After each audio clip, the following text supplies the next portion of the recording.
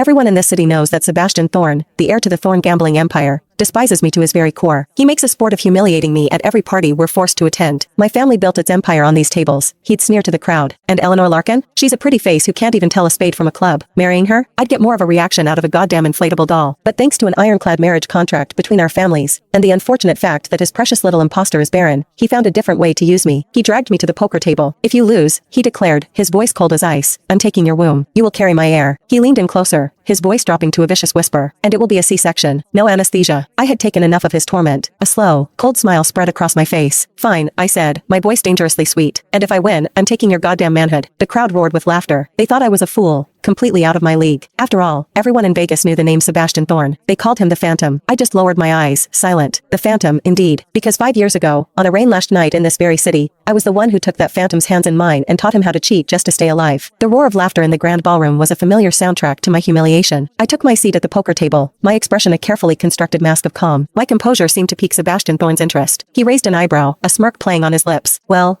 I'll give you this. You've got guts. His voice dripped with condescension. Then again, guts are all you have left when you're this stupid. Miss Larkin, I hear you can't even tell a spade from a club. Shall I walk you through the rules of 5-card stud? My eyes scanned the green felt, and a jolt of nostalgia, sharp and fierce, shot through me. I shook my head, raising a hand to cut him off. Thank you, Mr. Thorne, but I know the basics. 5 cards, 1 face down, 4 face up. Best hand wins. I can manage. Good. Since Miss Larkin is so competent, let's begin. Sebastian's smirk widened. He gestured for the dealer to approach. Wait. A sweet, cloying voice cut through the crowd. Big brother Seb, poker is so much more fun with more players. Lila, the family's darling adopted daughter, emerged from the sea of onlookers. Dressed in something scandalously flimsy, she sashayed over and draped herself across Sebastian's lap. Coiling her arms around his neck, she shot me a venomous, triumphant look. You don't mind, do you, sister? In front of me, his actual fiancé, this display was a slap in the face. Sebastian, far from being annoyed, simply stroked her cheek. Lila, darling, don't be a brat, he chided playfully. Your sister is a novice. Are you trying to bully her on her first time at the table? Lila pouted, about to launch into a practiced whimper. I narrowed my eyes. From the side, I had to admit, the little imposter really did look a bit like me. Before she could speak, I cut in, my voice cool and even. It's fine. Whatever makes my little sister happy. It's just one more player. I turned to the dealer. You may deal the cards. Sebastian flinched, my unnatural calm clearly unsettling him. Still, he couldn't imagine I was anything but a fool bluffing. He suppressed his flicker of doubt and patted Lila's hip. Alright, stop messing around. If you're going to play, go sit properly. Lila pouted but slid off his lap, taking the seat beside him. A waiter moved silently to our table, stacking $30 million worth of chips in front of each of us. Lila's eyes went wide, gleaming with greed. The dealer unwrapped a fresh deck of cards. He fanned them, separated the 28 needed for the game, and began to shuffle with a mesmerizing, fluid motion. The soft shuffling sound stopped. The game had begun. The dealer's fingers danced, sliding the first face-down card to each of us. Then came the first face-up card. Sebastian received a 6 of hearts, Lila a jack of diamonds.